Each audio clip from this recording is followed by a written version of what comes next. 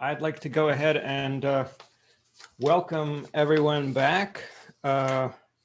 We actually know that this special meeting of the Brattleboro Select Board for Tuesday, January 26th has been properly warned because we met at 5:15 to do committee interviews and then go into an executive session. And Peter has a quick administrative comment to make, I think. Thank you. Yes, in addition to confirming that the meeting is properly warned, I'd also like to announce that, as always, Tim, you announced the purpose of the executive session as we were going into it, and it related to real estate matters this evening.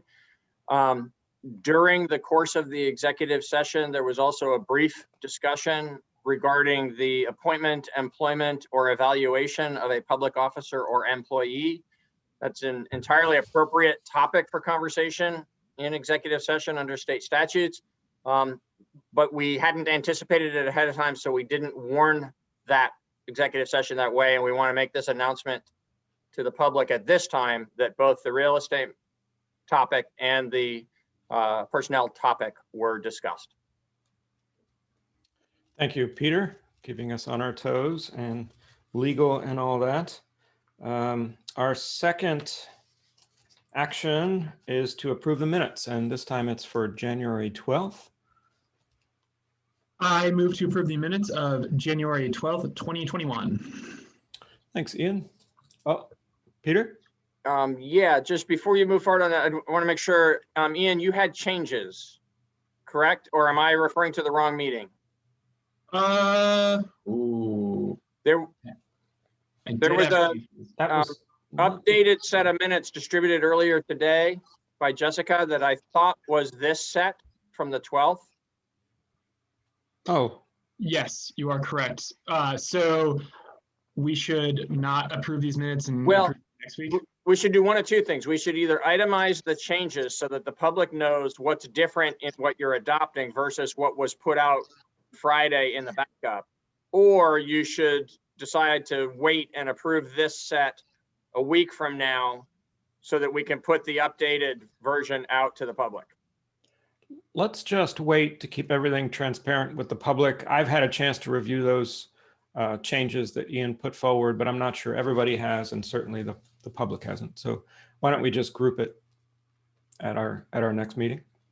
Sure, and I'll just say, if I might, for the public's benefit, that what has been released today to the board from staff it shows there's only 3 or 4 spots where there's minor changes made, and they are shown in strikeout and underline format from what was published on Friday.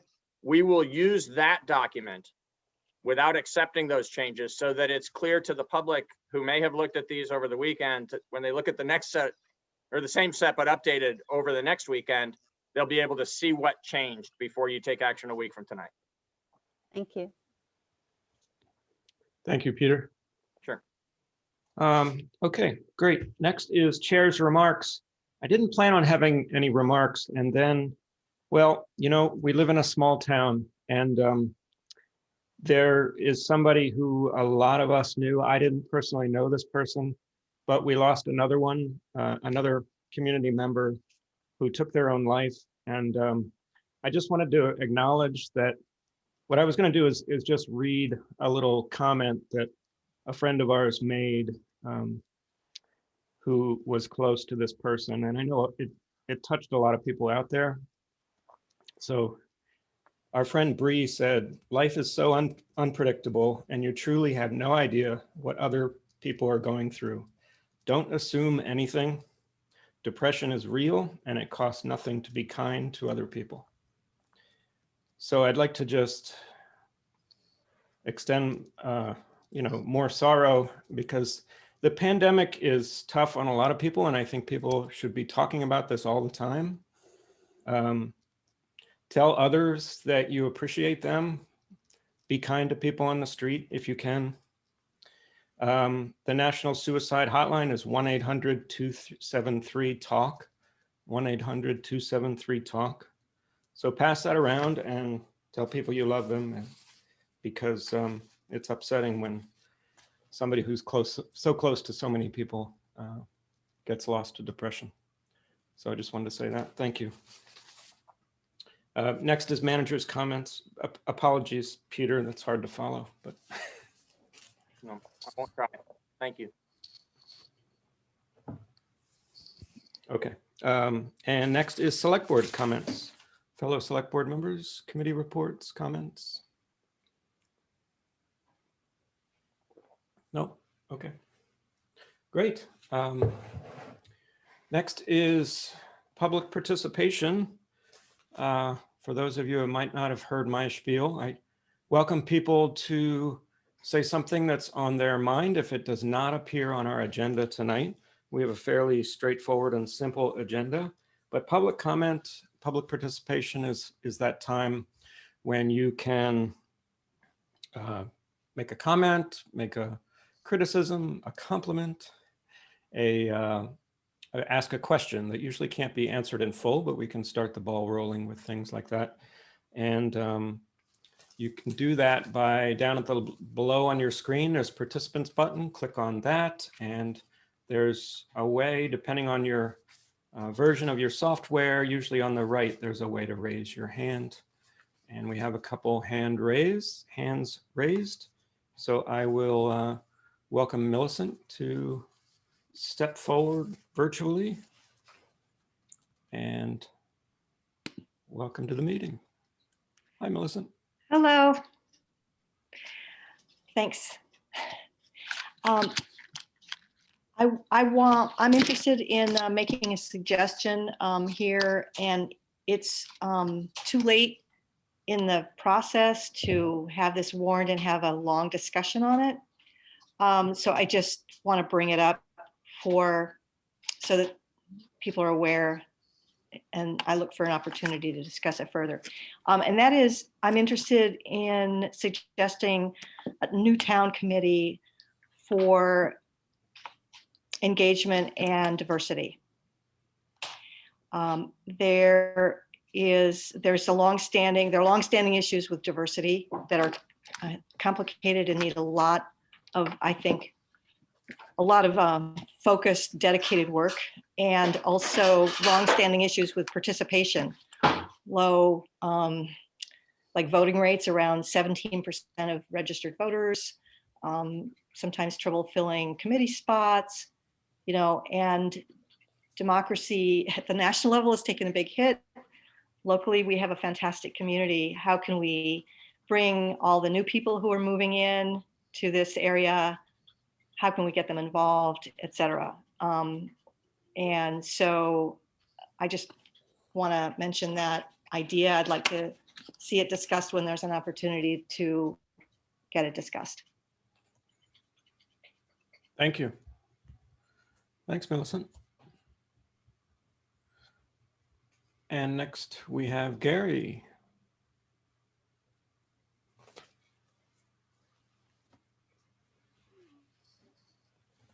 Hi guys, again, how are you doing? Hello. Good, good. Tim, my condolences and thank you for saying that. My heartfelt prayers go out to the families and thank you for recognizing that even during our pandemic situation and hoping them for health and strength in their recovery. My daughter goes through the same thing of depression, and having that support system out there is very important. The question tonight, I guess I wanted to ask, since we have tax season coming up, I just wanted to know what is implemented for the new tax season. As far as I know that I haven't heard anything down from AARP as far as using the senior center. I think I gave you a call, Daniel, for SEPCA to see how that's going to be set up or implemented as far as for doing your taxes. Because I know a lot of people, you can't meet with them now. A lot of people are not articulate as far as navigating doing taxes online. There's some are easy, some aren't, depending on if you're doing homestead. But do you know, is there anybody, I guess, know anything about how that's going to be coming about soon for February coming up? Daniel. Yeah, I can speak to a piece of it, I guess. SEVCA has been a host for the VITA tax program. It's like a volunteer-led tax program for income eligible folks. Mm-hmm. And people who want to participate in that may still do so. We actually did it last year at the beginning of the pandemic, and we used a kind of Dropbox system, and I think they spoke with a lot of folks on the phone and did it that way. So it was still a pretty good service. That's through our main office in Westminster, which is 802-722-4575. Peter, I don't know if you can speak to like whether the library has in the past done this kind of work as well. I think they have. It's like Liz has something to add, and then I'd be happy to fill in. I know that I needed some tax forms, and the library, I contacted the library. They print them out for you, and then you can use curbside pickup to pick them up. Yeah. But there are, I think, Peter, you might know, there are volunteer agencies. Yeah. So there's a variety of different services. Some are income-based and some are not. Some are available to anyone. I honestly don't know a list of them off the top of my head, so I won't try to do that. What I would say is the in-person options that have been available in past years are going to be replaced by the kinds of things we've already heard about: Dropbox systems, curbside pickup. It is true that the agencies that do this kind of work already have experience with it because of the deferred deadline last year. If you remember, the usual April 15th became July 15th. Right. And so, this work went on once we were already becoming very familiar with social distancing and wearing masks and not sitting down in a physical space together. So I don't know the details of exactly who's providing those, but I know that if folks have used that kind of service in the past, they should be able to go to the same agency again and learn how it's going to be done in a safe manner that's not sitting down at a table together. Oh, okay, so I didn't know if it's something to be posted, because I usually get, go down to the ARP, down to the senior center, and being with the COVID and all, there's a lot of seniors that I sometimes do it on the site at their buildings and stuff, and they usually come out, but I'm assuming then that by that time they should have something put out there to Right. let people know. Yeah, the folks that are going to offer these services are going to have various ways in which to push it out into the mainstream media and into the social media. And if the town gets involved in that, we have been host sites in the past, but we've not actually provided those services. And we won't be host sites this year for the obvious reasons. So Right. But if we do get involved in some manner, we'll certainly, push that information out ourselves as well. All right, great. I appreciate that. Thank you. I was just curious because I was getting ready to get to my last pieces of tax papers. I was like, okay, so where am I going to do it? That's good to know. Daniel. It is on the Sevka website. I just checked. Starts January 25th, which is yesterday. So great. Oh, okay. So you have to call in and register as normal and get your time in there. And they will take care of you. Leslie is the person to speak to. Awesome. Great. Thank you guys so much for that information. You're welcome. Thank you, Gary. All right. Well, I see no other hands. So if the board doesn't mind, I'm going to move on to unfinished business. Our first item on under unfinished business is to approve the Select Board's recommended FY22 general fund budget for consideration and action at RTM. This is the moment, board members. Peter. Thank you.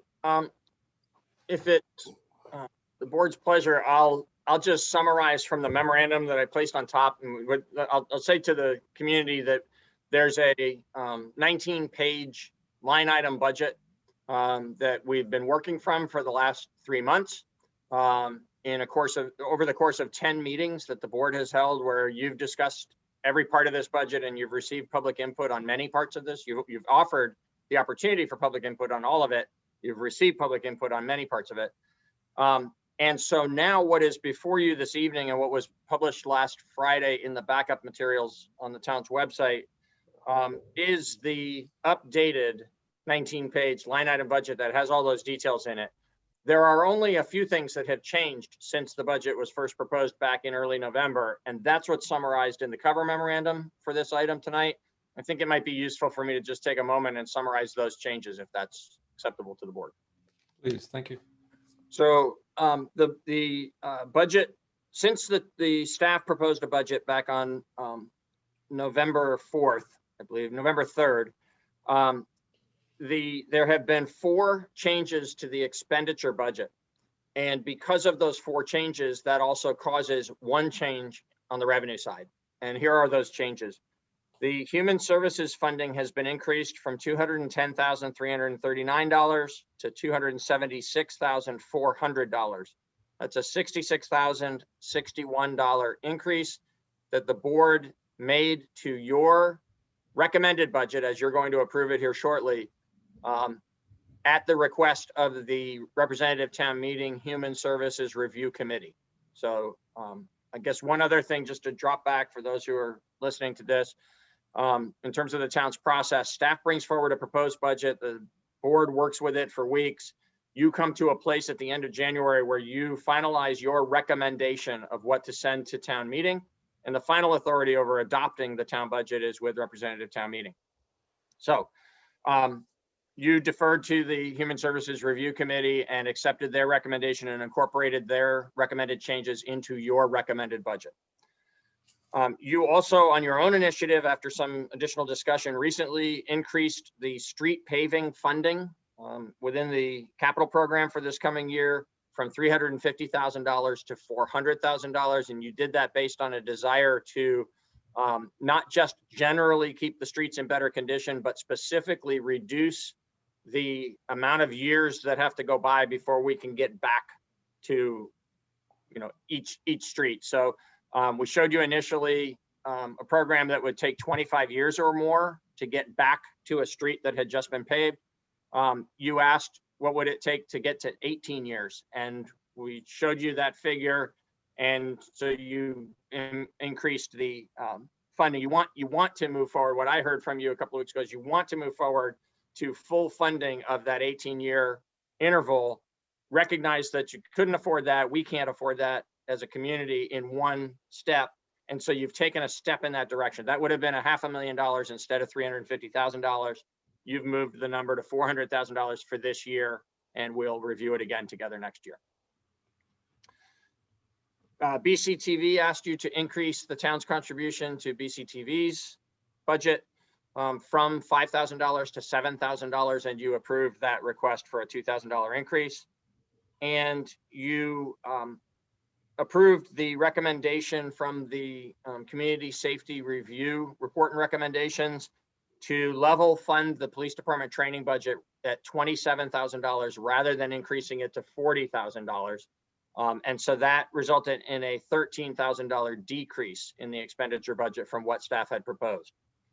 The net impact of that is $105,061 of additional cost on the expenditure side. And so the one change in the revenues is an increase in the current taxes line item of $105,061. 1 penny on the tax rate is approximately equivalent to $115,000. So this is a little less than a penny is the value of these changes.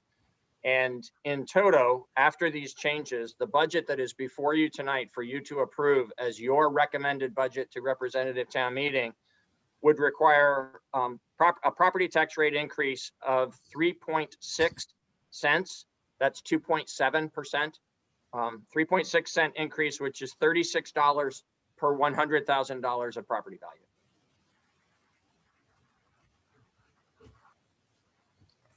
Sorry, just jotting it down. It helps me remember these things when people ask me. Thank you, Peter. Good summary. Actually, I'm sorry, Tim. I omitted something that doesn't have a monetary impact, but I think I should note again, just for the information for the public, if you don't mind. Sure, please. Thank you. Sorry about that. So these are also noted at the bottom of my memo dated January 21st to the board.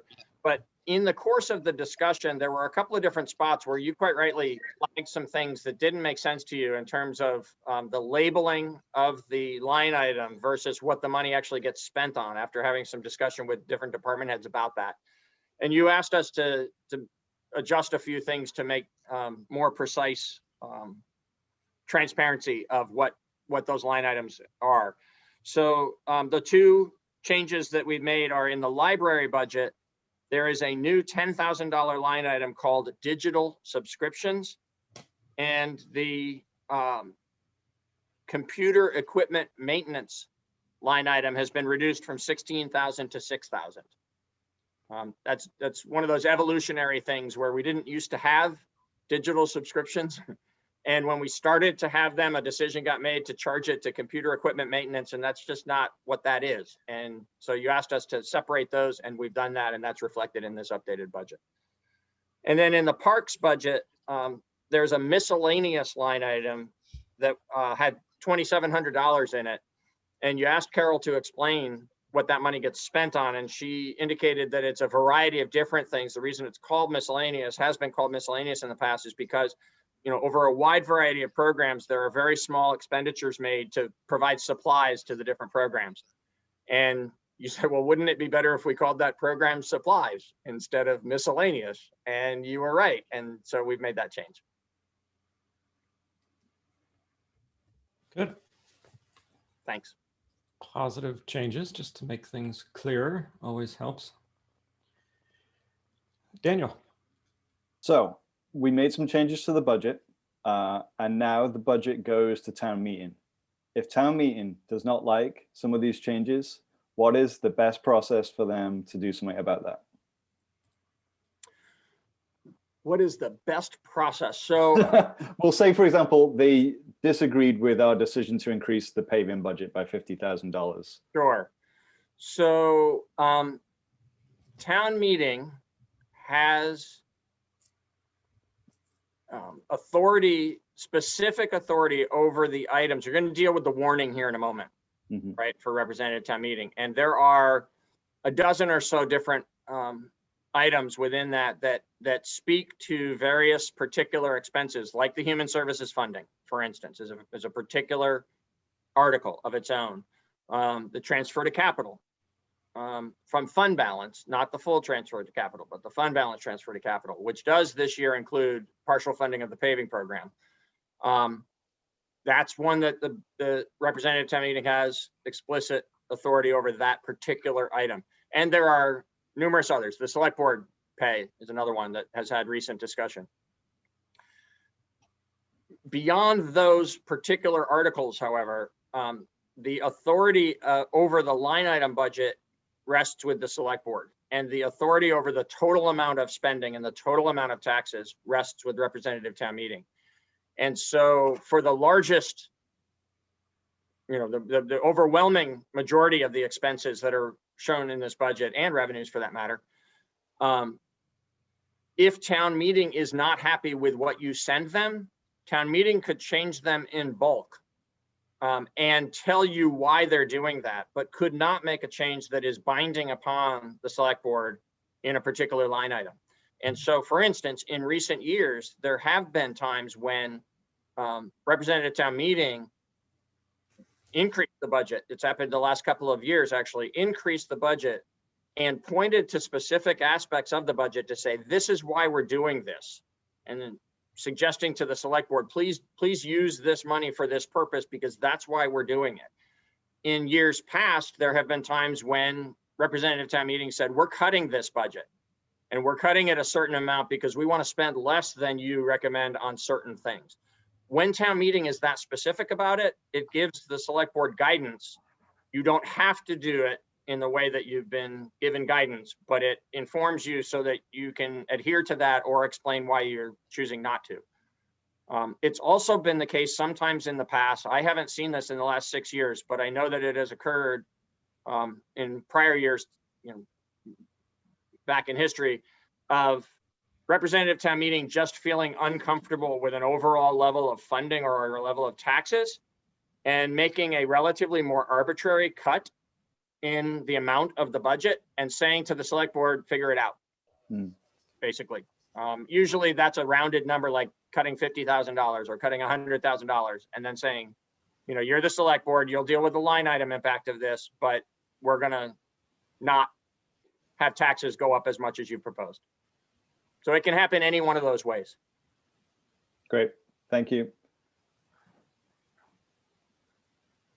Okay, just so that I'm going to call on Ian, but I just want to mention on a technical note, I think I'm having computer issues. So if I suddenly freeze or get garbled, just raise your hands and wave, and I'll repeat what I said, because it looks like, unless everyone else is seeing it too, I think it's me.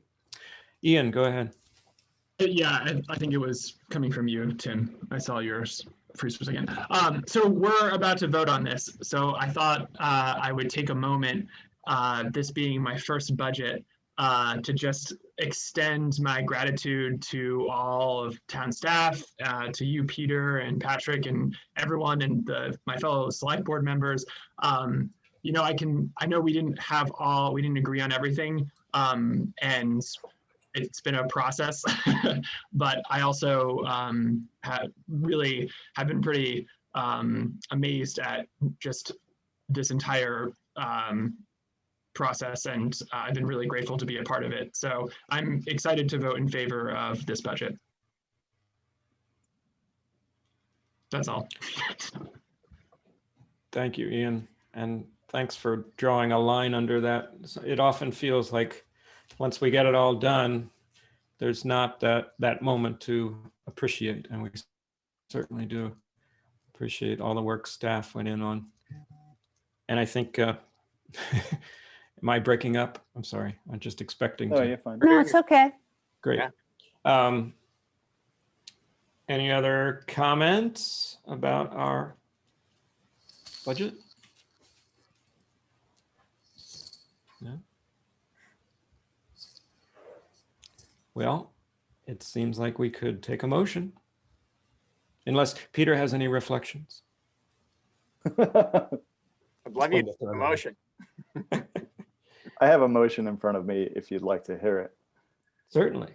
All right, I move to approve the Select Board's proposed fiscal year 22 general fund budget for consideration and action at representative town meeting.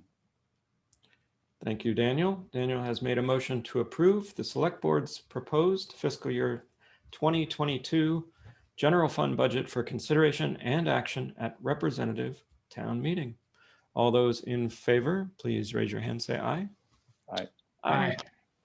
That is 4-0 in the affirmative. Thank you. Thank you. And our next item is to approve the town meeting warnings, which once again, I will kick it over to Peter. Thank you. So in the backup materials, the reason we say warnings plural is because there is a one-page warning with 5 articles on it that is the warning for the ballot that will be voted, actually ballots plural, that will be voted for the town meeting day election. And then following that, there's a several page long representative town meeting warning. So I'm going to say just a couple of summary comments about both, if that's okay. On the annual town meeting warning, which is the one for the ballots for March 2nd, there are 5 articles, and there's some things here that are unusual this year. So I think it's worth taking just a moment to highlight those 5 articles. I promise I won't do that to go through 28 or 29 articles in the representative town meeting warning. But the first article on the ballot is to elect officers. So that's the select board seats that are open, and there's a 3-year seat and 2 one-year seats that will be voted that day. And then also in each of the 3 different districts, the election of representative town meeting members. So that's what happens under Article 1. Under Article 2, there is the article specific to this year that we discussed in a select board meeting back in December, and you authorized to be placed on this ballot, asking, shall the town permit the operation of licensed cannabis retailers subject to such municipal ordinance and regulation as the select board may lawfully adopt and implement? And that is the question that the state government requires local governments to place on a ballot, like you are doing with this, to find out whether the voters of a community agree that they want to have or don't want to have retail cannabis sales within the community. That's what Article 2 will do. Article 3 is the proposed charter amendment that we discussed last week. You have approved this charter amendment as the select board and sent it to the people of the town, the voters of the town, to vote on it at town meeting on March 2nd, or by absentee ballot in advance of March 2nd. And it is related to self-governance. And I won't read that one in its entirety. I'll summarize it really quickly by saying it would allow the town to make future, if this charter amendment is approved by the voters and approved by the state legislature, then what it would accomplish is allowing the town in the future to have a vote of the people here in Brattleboro be sufficient to make a charter change when that charter change is simply incorporating into Brattleboro's charter something that already exists in some other municipal charter in Vermont. So anything that would be breaking new ground would still have to go to the legislature. But anything that's been previously approved by the legislature for some other community in Vermont could be adopted here in Brattleboro just by the voters and wouldn't be subject to review at the state legislature. So it's an additional measure of self-governance that we're trying to accomplish as a community if the voters embrace this. Articles 4 and 5 are provided to us by the Consolidated School District, and they relate to discussions the Consolidated School District has been having about possibly splitting apart back into local school districts. And so Article 4 asks the question of Brattleboro voters whether Brattleboro voters want to be separate and have a local school district again. And Article 5 asks whether Brattleboro voters will accept the decision made by the other three towns, Dummerston, Guilford, and Putney, if they decide to separate from the Consolidated School District. That's as much as I know about either one of those two. There have been extensive discussions at the school board level, and the language for those two articles was provided to us by the attorney for the school district. Liz did have a hand up early, so I'm going to call that for Liz first. I just wondered whether there will be an explanatory or an interpretive statement for each of the items on the ballot. I don't know. Hillary is in the meeting, and let me ask her that. Hillary, could you join us? Hello. Hello, how are you? Hi, Hillary. Hillary. So from the town clerk's perspective, we tend to not provide any sort of explanatory statement about the articles because we have to be very careful to avoid any sort of unintentional bias in our explanation. And so we try to just say, this is the ballot. We can explain the process of how a ballot can be voted, but we can't really go into, this is what this question means because of that unforeseen unintentional bias that could be construed. So it's left to, for example, our friends in the press to provide information to the public. I would say it's left to the media, or if there are organizations or people who are interested in campaigning in one direction or another, that tends to be how that information gets out there rather than from the town with a capital T. Thank you. And I might have a follow-up question for Hillary, but I don't want to mess up our order. And Maybe Peter, Hillary could stick around for a little bit. Yeah, if you don't mind. Peter, did you want to comment on? Yeah, before we move on to another topic, if I could just add to that on this explanatory question. Please. So I think that speaking to, and I'm assuming, Liz, that you were talking about Articles 2 and 3. Yes. The cannabis and the self-governance. Yes. So I think that it would be appropriate for the town, and whether that is one of you or whether it's me, we can talk about another time and organize our thoughts around that. But I think it would be appropriate for the town with a capital T, the town government, to write an op-ed, and then it can go all different kinds of ways. It can appear in both newspapers. It can also go everywhere in social media that any of you want to send it, so that we do share the basis on which we've brought forward Article 3, which is the self-governance item, which I believe in the absence of us articulating why we think it's useful for the community to have this additional authority, likely isn't going to have that kind of transparency out in the community discussion. But in contrast to that, I think on the cannabis question, there's very likely to be advocates on both sides of that question.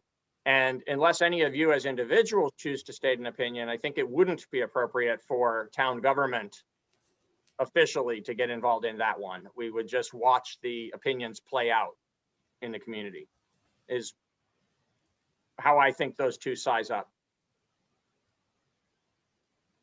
Great, I would agree, especially the one about the town charter, because it's kind of Yeah. obscure. I think Daniel and then Ian. I mean, my question was sort of in line with what Liz was saying.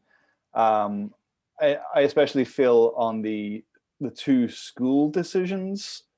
I remember the original Act 46 vote, and I was actually working in a school at the time, and it was tough. It was a tough thing to wrap your head around. And, you know, I hope that people who have intimate knowledge of what it's been like will speak to that, and will speak to the pros and cons in the community, because it's tough to feel like an informed voter without that information, obviously. And then with the retail cannabis question, I do expect there to be a good deal of advocacy from many interested parties. And I noted that in the Planning Commission's agenda for this Monday's meeting, there is an agenda item where zoning in relation to that question is being discussed.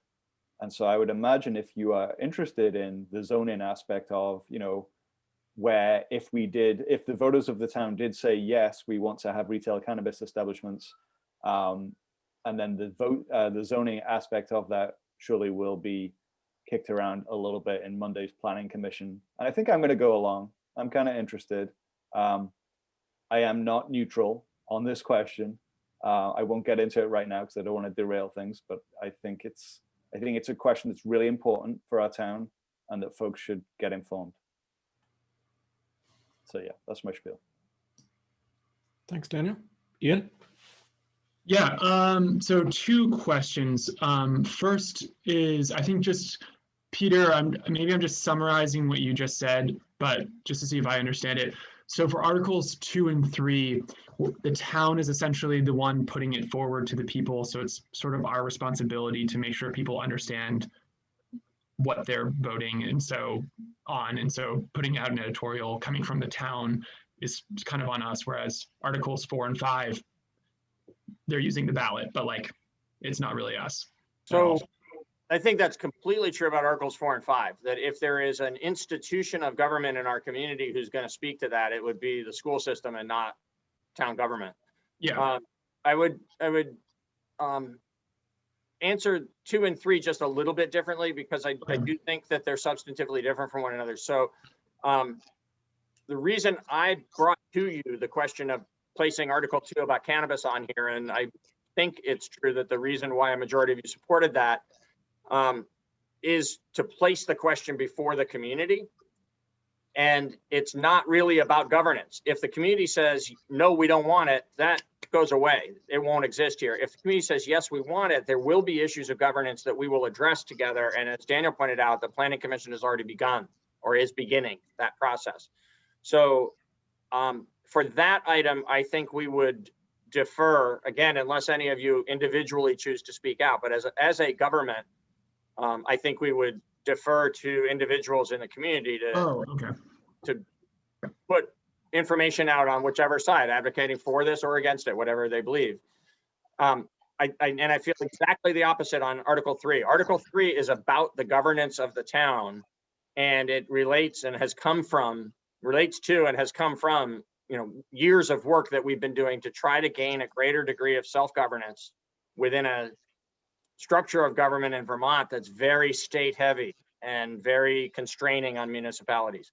And so there's information there I think we are compelled to share about why we think an approval of that article would be useful and in the best interest of the community, because it would increase the ability of the people in the community broadly, all the voters, to make decisions going forward that would have more binding impact here in town. I'm really glad I asked to clarify that. I was listening, but I clearly misunderstood. So, Tim, if you don't mind, I'll just ask my second question really quickly. And Peter knows what this one's about. So, it's been used twice now in this conversation, town with a capital T. Yeah. So, as someone who cares a lot about language, I find Article 4 to be really misleading, and I want to have a quick conversation in public about it so that people can understand. So I'll just read it. Shall the voters of the town of Brattleboro authorize the town, capital T, to withdraw from the Wyndham Southeast School District? As I understand it, that town with a capital T is not referring to the town of Brattleboro government. That's referring to the town of Brattleboro as a people. And I think that just, if I can be confirmed or denied that that's accurate, I'd appreciate it. It is accurate, because it is the essence of Article 4 and Article 5 are the question of whether the individual towns as individual communities will separate from being a consolidated school district. And so the town of Brattleboro, town government, isn't involved in that question. I will say that, you know, I want to be careful about throwing stones at the folks who actually drafted this language over on the school side, because they don't work with that nuance the way we do all the time, right? Because when they speak about themselves, they're the school district, and people know what they are as an entity. When we speak about the town of Brattleboro, we often need to distinguish, are we talking about the town with a capital T, which is town government, or the town with a little t, which is our community? Okay. Yeah, I appreciate that. No, I'm not trying to throw stones. I just want to make sure people know what they're voting on. Sure. Liz, did you have a hand up? No, but I'd be happy to make a motion if we're ready Well, for that. I'm not trying to be a sort of last commenty right now. But Article 4 and 5 are big questions, and I don't know how I would vote on either one of those. I'm not sure how everybody else feels, and it doesn't really matter, because there are times like this that we are charged with just passing them along. Right. But Ian's good point that he makes notwithstanding, it does still feel like an odd position for us to be in, given the now very separate nature of town government with a capital T and Brattleboro with a capital / lowercase t. I really hope someone is listening that is ready to ramp up pretty darn quickly with some information for voters, because speaking for me, if I wasn't to get any information on this, I would say, no, that doesn't seem like a good idea. So it has to be, I have to be clear on why it's a good idea and why it's a bad idea. And I think some people have their work cut out for them. Sounds like a sort of burden of proof type thing. If you want things to change, then you really need to say why. Otherwise, they tend to stay the same. Sure, absolutely. Well put. Okay, Peter. Thank you. So I saw moments ago you were about to move towards a motion, and I just want to suggest that unless you feel like you need to take them separately, the way we've structured this as a recommendation to you is to actually approve the two warnings together. So if you're okay with that, I'd like to just summarize what the other warning is. Oh, sure. Oh, absolutely. Thank you. So the other warning is, multiple articles early on. It's the article for representative town meeting. There are multiple articles early on that are the standard annual items that, allow us to hire an auditor and appoint members of representative town meeting to certain committees, and appoint some folks or elect some folks to serve on the Brooks Memorial Library Board of Trustees. And then we start at Article 10 to move into some of the money articles. The first one, Article 10, is unusual in that it looks backwards instead of forwards. So every now and then there are emergencies that arise during the year where the select board has to take action on something, does take that action, and then goes to the next town meeting to ask for ratification. That doesn't happen often, but it does sometimes happen, and it's perfectly appropriate under the charter. Article 10 is one of those because we had two such instances this past year. One involved the replacement of the salt shed at the Public Works facility, and the other involved the replacement of the animal control officer's vehicle when the old one just failed and was non-functional. So those are in Article 10. As we go on from there, Article 11 is also unusual and is a very important one, which is the authorization of funding for the replacement of the water treatment facilities. This is, and let me say something actually that's apropos to the conversation that we just had under the other warning. There, when we were talking about advocacy and op-ed pieces and social media and so on, that's especially important there because of the fact that there's going to be things voted on March 2nd or by March 2nd for those who vote absentee. This meeting is going to happen 3 weeks later on March 20th. And the smaller universe of people who are involved means that we can better provide a bulk of information to the representative town meeting members to help them prepare for the decisions they're going to make. And the way that we do that primarily is through the town report. The town report is being assembled right now, and it will include some specific separate summaries that are not proper to show up on the ballot, but are very proper to show up in the town report to help folks get prepared for, what's this about? What am I going to be voting on? And so we will do that. And Article 11 is a really good example of that. There's a lot of information to share about the water treatment plant. In fact, that's such an important project for the town that we're going to have a separate informational meeting about it, just on that topic, just to make sure that everybody gets to ask every question they have about that project. So Article 11 is where the discussion will occur at representative town meeting. And then in accordance with the charter, the voting will be done by Australian ballot. And so there'll be a procedure as set forth here by which the ballots are mailed out to the representative town meeting members prior to town meeting. And then after the discussion happens on the 20th, they'll need to either be dropped in the box that's in the parking lot behind the municipal center or mailed very promptly, like the next day, so as to have the opportunity to get here in time. The deadline for the town receiving the ballots will be on the Friday that is the end of the week that's immediately following the town meeting. So there'll be 5 business days following the town meeting for people to get their ballots in. That's what Article 11 is. Going on from there, there's several additional articles that are the normal annual articles that speak to various aspects of funding particular parts of the budget. I won't speak to them explicitly unless you ask me to come back to one of them. And then when we get on to Article 19 is, I will speak to Article 19 because it's unusual this year. It is the request you are making to representative town meeting to provide guidance to you about the level of funding they'd like you to include in the FY23 town budget for human services. So that'll get some separate discussion from the FY22 allocations. There'll be some separate discussion under Article 19 about looking ahead to next year.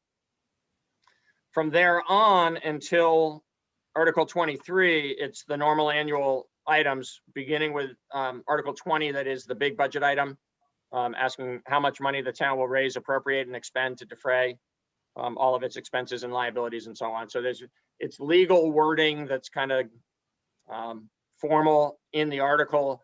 The information that's presented is the 20-page budget and all the details that go along with that to help people. There's a 8-page summary that's the budget message that sits on top of those details, and ways in which we try to help folks understand what it is they're being asked to vote on there. And then the final 5 articles before the any other matters this year are ones that only come up every so often. We're on a 5-year cycle with these in recent years. And they are requests from 5 separate properties in town for tax exemption, property tax exemption from town taxes. And so they each will have a separate discussion and action at representative town meeting.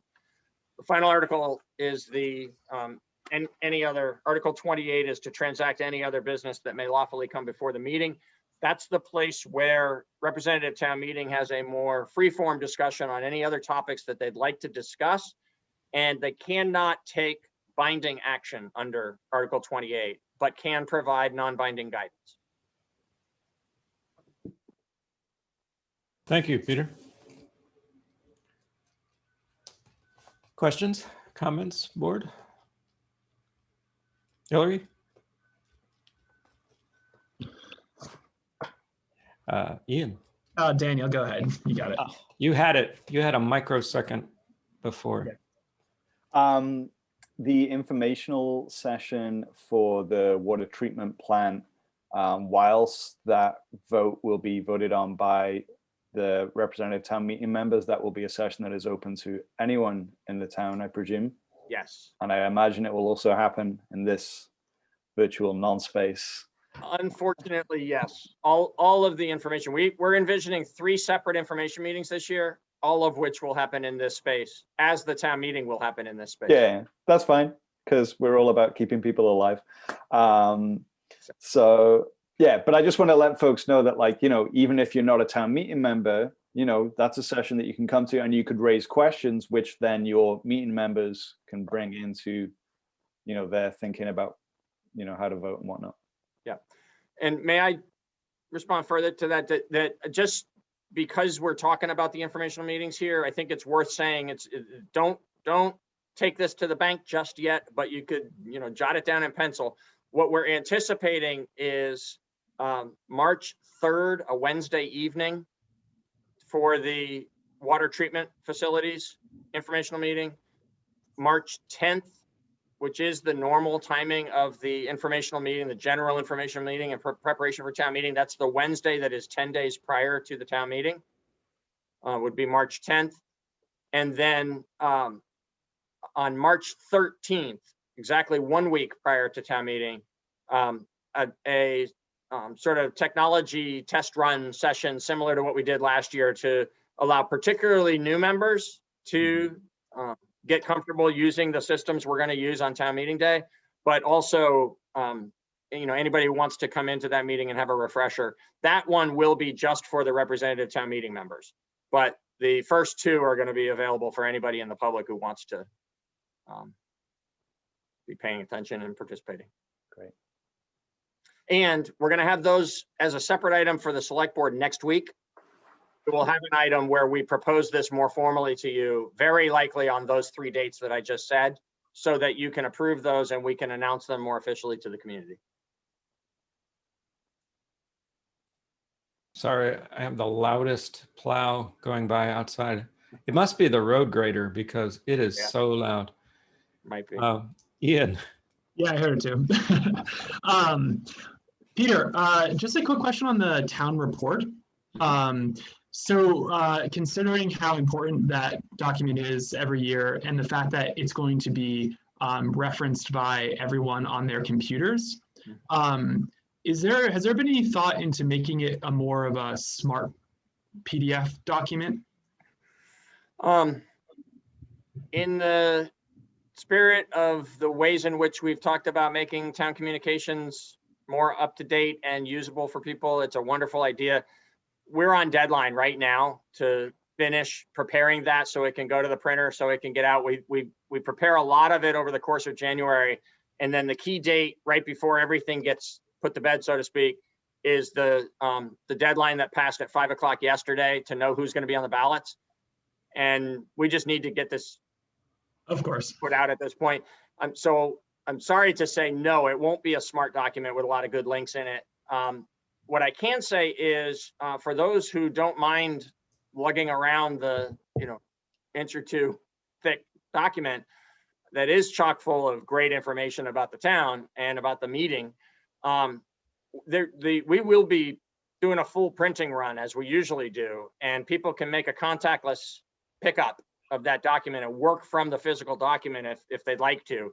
People who want to work from the online version can do that. But I'd urge folks to take advantage of the ability to use it the old-fashioned way, because I think it lends itself well to that until we develop our technical expertise to be putting stuff out more in smart form.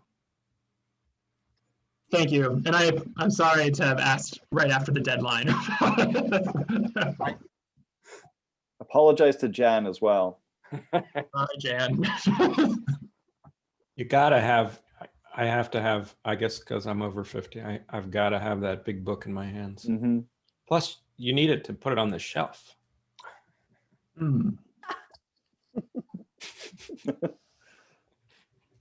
Gotta laugh at Liz with that one. Yeah. Maybe you need a high chair. Maybe you just need a booster seat. Maybe. All right. Well, any other comments? Hillary, I'm sure you have a comment.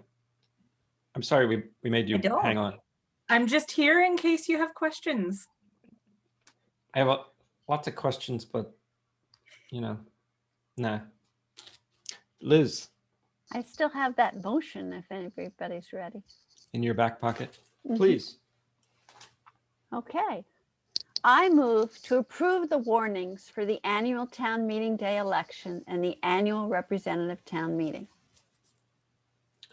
Thanks, Liz. Liz has made a motion to approve the warnings for the annual town meeting day election and the annual representative town meeting. All those board members in favor, raise your hand, say aye. Aye. 4-0. Thank you. Congratulations, everyone. And we're on to new business with a COVID emergency outbreak testing item. Peter. So every now and then an opportunity arises where we need to move very quickly to take advantage of that opportunity. And so we come to ask you to ratify a decision I've made about a grant rather than bringing it to you for approval in advance. This is one of those we learned about in mid-January that the firefighters and other people who have certain emergency medical expertise, you have to have certain certifications to qualify for the program, but those who do have that and are part of organizations that provide emergency medical services to the community are not only eligible for, but had been requested by the Vermont Department of Health to strengthen their forces, so to speak, in bringing out the vaccine to the population. So they were looking for help in making sure in some cases that they had a greater capacity to do testing, but for the most part, the emphasis of this is on vaccination. And they were looking for folks to make a commitment right away of, how many people from our teams might be available to do this, and are we willing to be part of that team? We very much are. We have employees who are interested in providing these services, and we're well equipped as an organization to participate in this and provide support to the state and help make sure that this all happens as quickly as possible for the community. So we leaped on it and made this commitment. There's $100,000 worth of potential reimbursement to the town for the costs that we'll incur. That's both in kind and actual. So the actual cost of the salaries for the employees who provide these extra hours, they'll be paid under the town's payroll and will be reimbursed by the state for the expenses that we incur. And then there'll also be additional payment from the state to the town for the administrative effort that's required by other members, folks who are not directly providing vaccination services, but are part of our town administrative team. So, so that's what I approved on your behalf because we needed to move quickly in order to make it happen. And we're here tonight to ask you to ratify my decision that we have engaged in this project with the state. Peter, oh, I had my hand up first. Go ahead. Is this a time limited arrangement? I was curious, does this stretch out potentially to what looks to be, many months into the future? my expectation is, first of all, I would say that, $100,000 can take us forward sometime. We're not going to use up $100,000 worth of allocation quickly. To the extent that this goes on long enough that actually becomes an issue, my expectation is that the state would allocate additional funds to keep the system moving forward rather than close up the partnership. But honestly, what's happened so far is an agreement to join hands and leap into action. We have both Chief Bacassi and Assistant Chief Howard in the meeting, and if either one of them knows a specific outside deadline date that's related to this grant, I would suggest that they raise a hand, but I won't be surprised if neither one does. That didn't come to my attention during this approval process, in part because all the emphasis was on mobilizing folks to get involved in this, and the fact that there was a substantial amount of funds that was going to make sure that this didn't become a financial burden to town taxpayers. Mhm. I would imagine it's pretty open-ended due to the unknown nature of the rollout. I was just hearing a report today that there's a J&J vaccine coming down the pike that's a one shot. So if that comes through and gets accelerated like the others, it could open up the floodgates. So that's exciting, potentially. Liz. Well, I just wanted to applaud your action because it's just what we need. It's state and town coordination, and the virus is more prevalent now than it was in March and April, and there's various more contagious and more deadly strains around, and we all need to redouble our efforts. But in addition, get ready for the vaccine. Absolutely. All right, board. Daniel?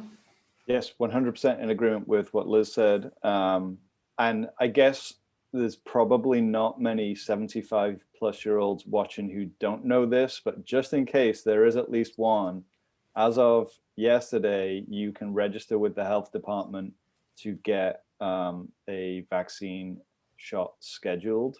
I know a couple of family members that have done so, and it was mostly pretty straightforward. Health department's website is the place to go if you don't have access to a computer. There's also a phone number, which I don't have in front of me. But people will know. And 211, call 211. They'll sort you out. So I just want folks to know, just in case they don't. And then I guess I could do a motion if somebody wants a motion. Sure. Double up. Yeah. All right. Wait, do we have? Yes. Okay, good. I move to ratify the town manager's decision to accept and appropriate the COVID emergency outbreak testing and vaccination administration grant in an amount not to exceed $100,000. Thanks, Daniel. Daniel has made a motion to ratify the town manager's decision to accept and appropriate the COVID emergency outbreak testing and vaccination administration grant in an amount not to exceed $100,000. All those in favor, raise your hand, please say aye. Aye. Aye. 4-0. Thank you, Peter. And I believe we have one more task ahead of us, and that would be to make committee appointments. Would anybody like to articulate a leaning we had during our public interviews we had? Liz? I would like for us as a select board to wait a week before we make any decisions on the energy committee, because the one person was not available, in the hopes that he could be available next week, so we have a better information for our decision making. I think we don't have to vote on that. I think we have 3 nods, or 3.5, 4. Not counting you, Peter, sorry. So I think we have one. Should we address the issue of the Planning Commission And then we could do a slate for the others. Okay. So we have two people throwing their hats in, as we said earlier, for one vacancy on the Planning Commission. This would be for the term ending 6/30/2022. And I would accept nominations at this time.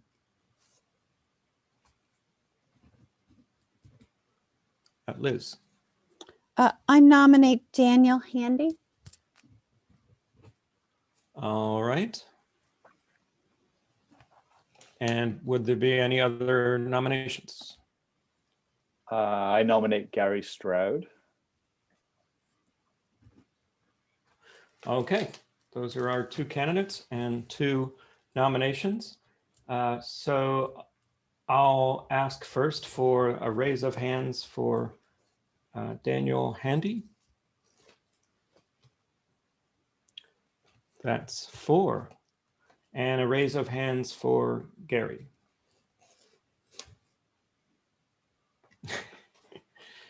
That's 2.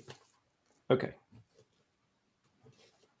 So I think that's further raising of hands is not necessary. That would indicate that Dan Handy will be the next Planning Commission member. Congratulations, Dan. And then acknowledging that we'll be setting aside the Energy Committee interviews and voting for a subsequent meeting, we could take a slate of candidates for the Development Review Board alternate and the Senior Solutions Advisory Council. Does anybody want to officially make that nomination? Sure. So I will nominate for the Development Review Board alternate Daniel Handy. For the Senior Solutions Advisory Council term ending June 30th, 2021, Donna Jacobs. Okay. Do we have a... I never know what to do with this. No, you I did did it the best I excellently, could. but something just occurred to me because I'm unclear whether Dan wanted to be considered for both after he gets appointed to one. Well, be careful when you apply for multiple things. You know. Okay. Peter, do you have any guidance on that? Should we just go ahead since we do have the only one candidate? But If you're inclined to go ahead because he's the only one candidate, you certainly could do that. And then we could follow up with him post facto. You know, did you want to be on both or would you rather just be on the Planning Commission? Yeah. Okay. And then if the other alternative would be to have us still ask him that question, but have you wait until next week to make this decision. And there isn't a right or wrong thing. It's really the preference of the board. I think we can go ahead and appoint if everybody's giving me a nods, because he certainly seemed qualified for both, but we'll just see if he'd want to do both, of course. All right, so Daniel has made nominations for the DRB alternate, Dan Handy, and the Senior Solutions Advisory Council, Donna Jacobs. Term ending on that one of 6/30/2021. All those in favor of that slate, raise your hand, say aye. Aye. 4-0. So congratulations, Donna and Dan. All right. Clumsy as always, but I think we got it done. Any other business to come before the board? Liz? I move to adjourn. At 7:24. Look at Good that, Ian. heavens. What am I going to do with myself for the rest of the evening? We should just stay on. Wait, it's called Eat Dinner. I've already had it. Oh, Dinner before 11 p.m. I'll take it. Liz has made you did make a motion to adjourn, correct? I think I did, yeah. Liz has made a motion to adjourn. All those in favor, please say aye. Aye. Aye. 4-0. Thank you. Good Thank you, night. staff, BCTV, Brattleboro, Patrick in the background. Enjoy your shoveling. Yeah.